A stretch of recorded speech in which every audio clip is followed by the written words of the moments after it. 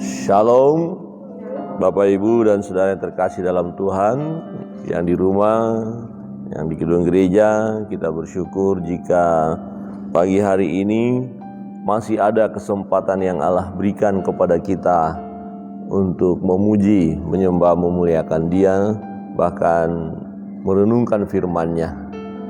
Bapak Ibu dan Saudara yang terkasih dalam Tuhan, mari kita membuka Alkitab kita. Pembacaan kita dalam Mazmur pasal 59. Ya, masih terus kelanjutan Mazmur, ya, kita membahas kebenaran firman ini dan mencoba menemukan berkat-berkat dari Mazmur ini untuk kita masing-masing. Mazmur 59 kita akan baca secara bersama-sama. Jika sudah menemukan, perikopnya oleh Lembaga Alkitab Indonesia ditulis minta pertolongan melawan musuh, ya. Mulai dari ayat yang pertama kita akan baca secara bersama-sama. 1, 2, 3. Untuk pemimpin biduan menurut lagu, jangan memusnahkan Miktam dari Daud ketika Saul menyuruh orang mengawasi rumahnya untuk membunuh dia. Lepaskanlah aku daripada musuhku, ya Allahku. Bentengilah aku terhadap orang-orang yang bangkit melawan aku. Lepaskanlah aku daripada orang-orang yang melakukan kejahatan, dan selamatkanlah aku daripada penumpah-penumpah darah. Sebab sesungguhnya mereka menghadang nyawaku, orang-orang perkasa menyerbu aku. Padahal aku tidak melakukan pelanggaran, aku tidak berdosa, ya Tuhan. Aku tidak bersalah, merekalah yang lari dan bersiap-siap. Marilah mendapatkan aku dan lihatlah. Engkau Tuhan Allah semesta alam, adalah Allah Israel. Bangunlah untuk Allah. Janganlah melakukan kejahatan dengan berkhianat.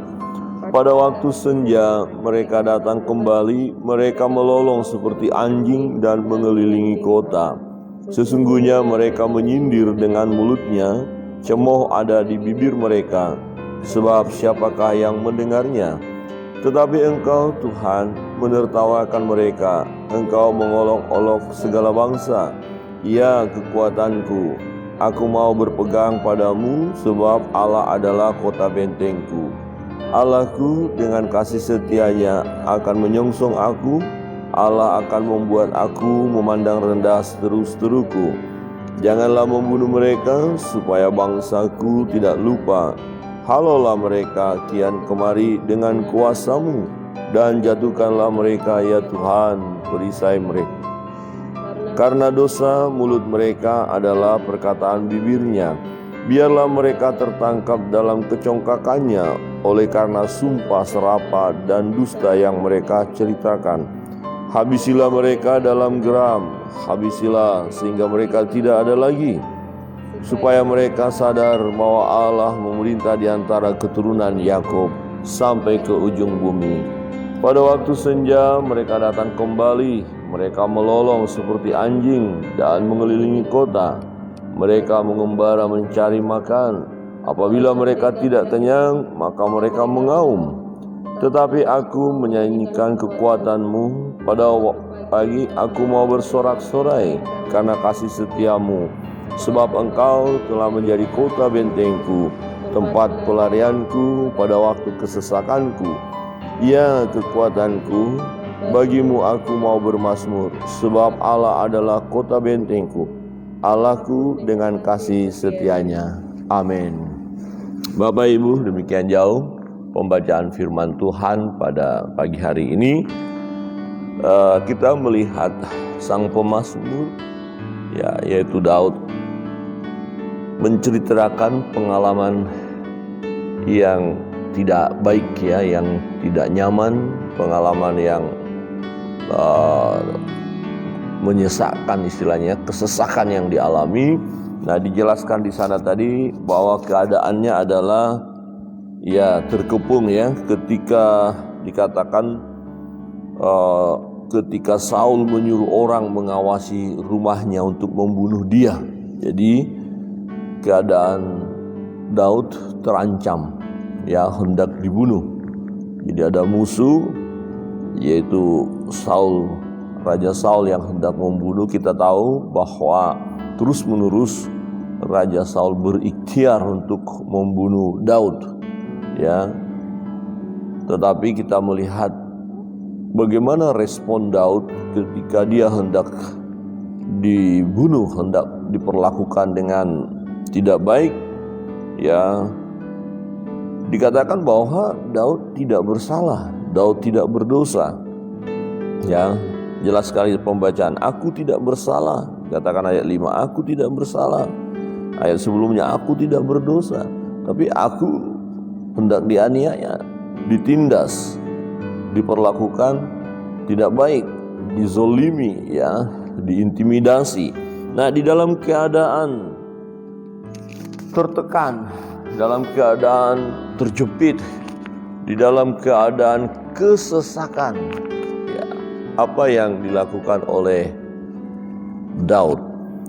Di ayat 10 berkata begini, ya kekuatanku, aku mau berpegang padamu, sebab Allah adalah kota bentengku.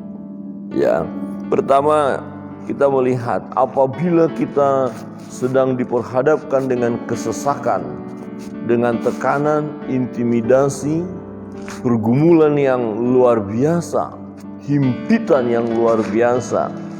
Ya, teladan daripada Daud dalam Mazmur ini kita melihat, yaitu ya kita berpegang pada Tuhan, ya. Ya kekuatanku, aku mau berpegang padamu, sebab Allah adalah kota bentengku. Siapakah yang akan memberikan kekuatan kepada kita? Siapa yang akan memberi kekuatan kepada saudara ketika saudara dalam keadaan terpuruk, dalam keadaan lemah, dalam keadaan tekanan yang luar biasa, dalam keadaan diintai oleh musuh dan hendak dibunuh, ya, dalam keadaan sulit? Ya, apa yang kita lakukan? Yaitu seperti Daud berkata, datang kepada kekuatanku. Dan dari mana kekuatan kita?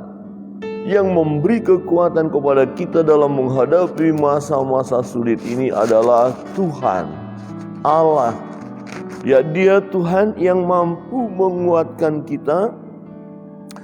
Bapak Ibu, jika kita tidak datang kepada Tuhan ketika kita dalam kondisi yang lemah, dalam keadaan tekanan yang luar biasa, ya maka kita tidak akan mampu bertahan.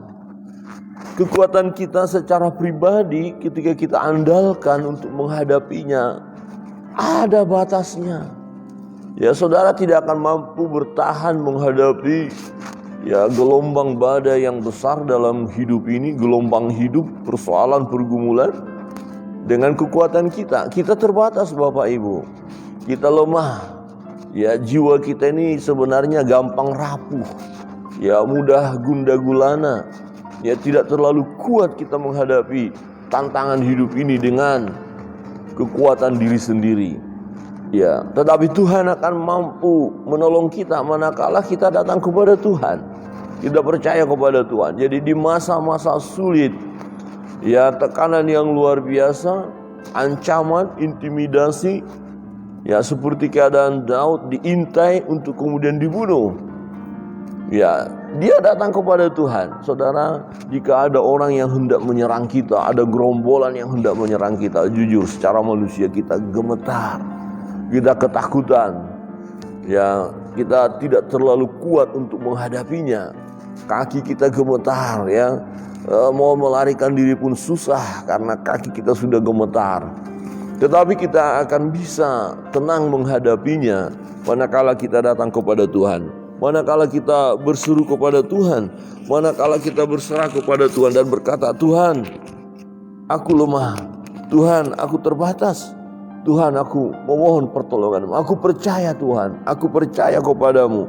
Ya kekuatanku, aku mau berpegang padamu. Aku mau berserah kepadamu Tuhan. Ya, aku tahu Engkau Allah yang menyertai aku. Engkau tidak pernah meninggalkan aku. Ya, sang pemazmur menggambarkan Allah adalah kota benteng. Jadi kota yang berkubu, yang kuat, punya benteng pertahanan yang dahsyat dan dia ada di dalamnya. Jadi kita ada di dalam kota yang bentengnya begitu kokoh, kuat, ya pertahanannya begitu kuat, perlindungan bagi orang-orang yang ada di dalam kota itu begitu kuat. Nah, siapa kota benteng kita? Siapa yang membentengi kita? Siapa yang melindungi kita? Siapa yang memberikan kekuatan kepada kita? Ya, tidak ada kekuatan lain yang bisa memberikan kekuatan kepada kita secara sempurna kecuali Allah. Mungkin orang lain akan kasih kekuatan, oke, tetapi terbatas. Kuasa kegelapan juga mau menyodorkan, memberikan kekuatan kepada kita. Ada orang yang akhirnya tergoda dan mengambil kekuatan dari kuasa kegelapan. Ya, perdukunan, ya magic, ya penyembahan berhala, tapi itu terbatas. Ya, tetapi kalau Tuhan yang memberikan kekuatan kepada kita, kekuatan yang daripada Tuhan tak terbatas. Yang terpenting daripada kita adalah datang kepada Tuhan, berserah kepada Tuhan, akui Dia dalam segala laku kita. Kita akui Tuhan, Tuhan, aku keadaan lemah saat ini, ada musuh, ada yang menyerang aku, ada himpitan, ada tekanan, ada pergumulan yang luar biasa, ada sakit penyakit, ada virus yang mau menyerang, ya ada kelemahan luar biasa Tuhan. Ini pergumulan saya luar biasa. Aku sudah mengalami kelemahan saat ini. Tetapi aku tahu, aku mau datang kepada Tuhan. Aku berseru kepada Tuhan. Dan aku mau berkata, ya, Engkau Tuhan kekuatanku. Amin. Bapak Ibu katakan, ya Tuhan Engkau kekuatanku. Ketika engkau mulai merasakan begitu lemah dalam hidup ini, ya Tuhan Engkau kekuatanku.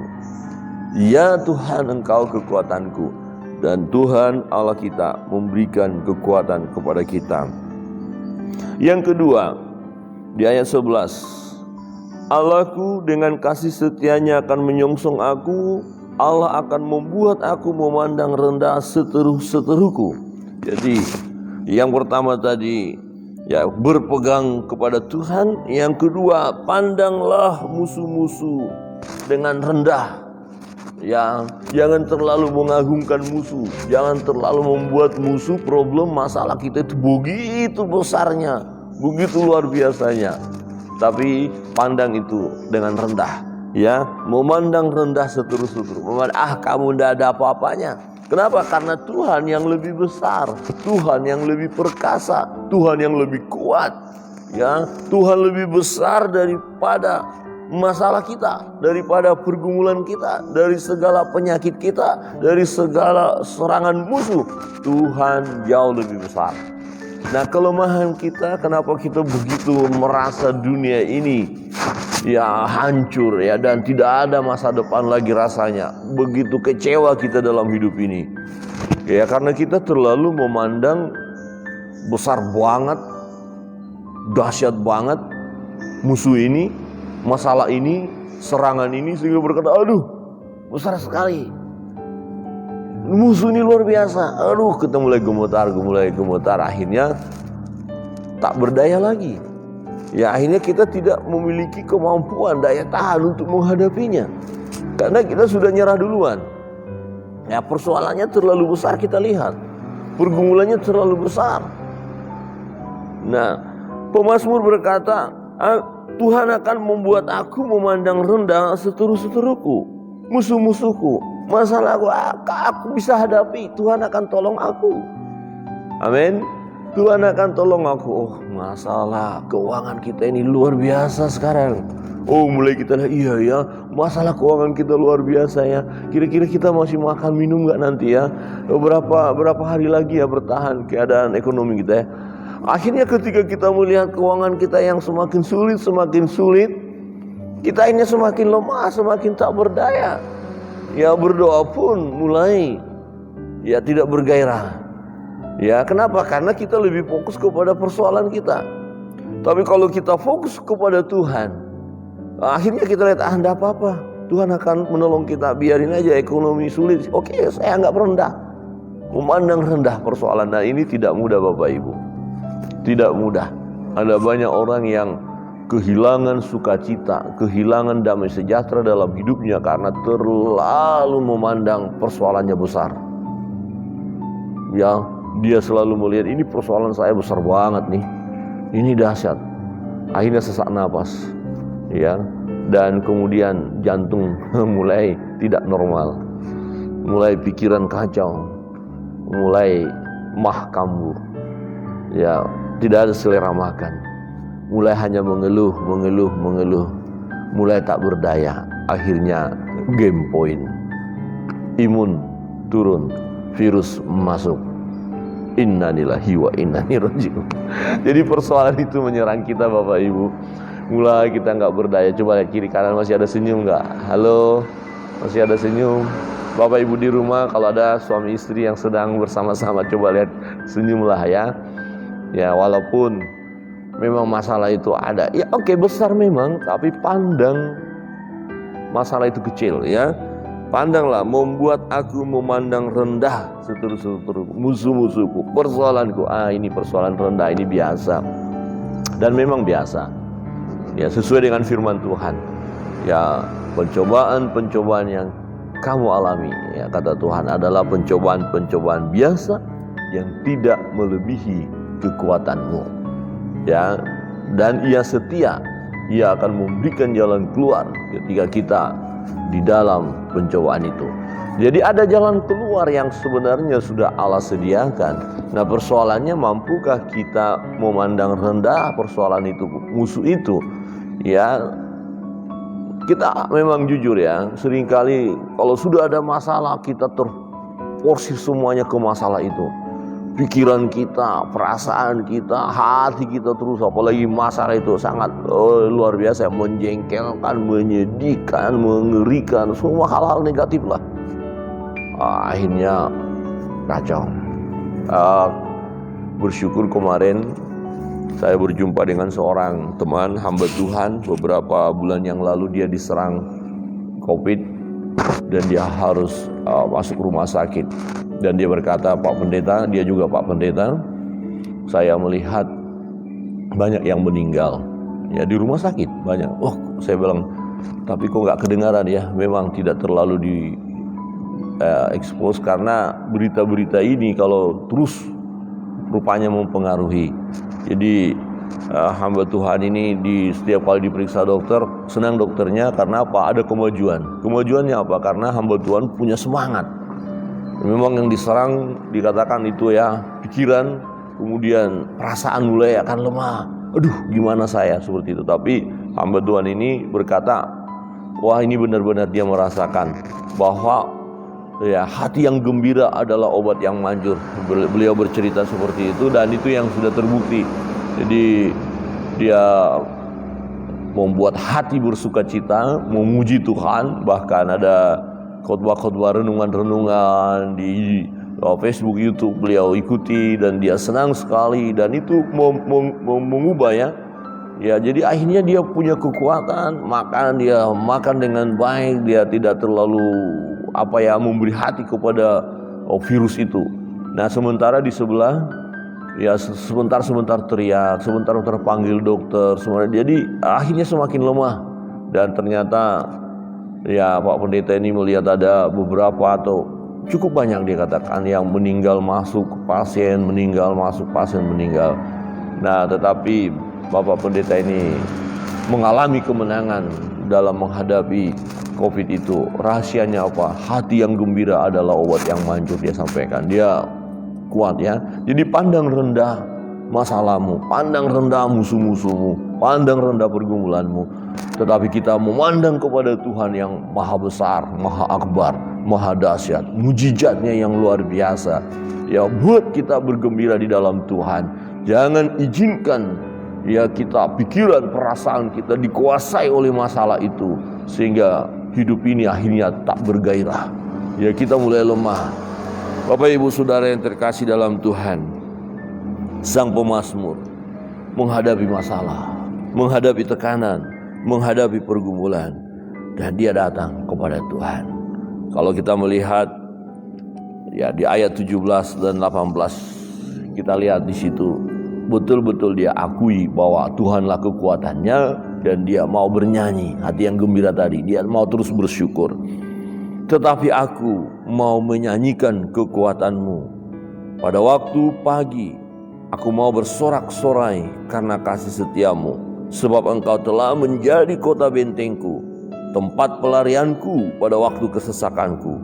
Ya kekuatanku, bagimu aku mau bermazmur, sebab Allah adalah kota bentengku, Allahku dengan kasih setianya.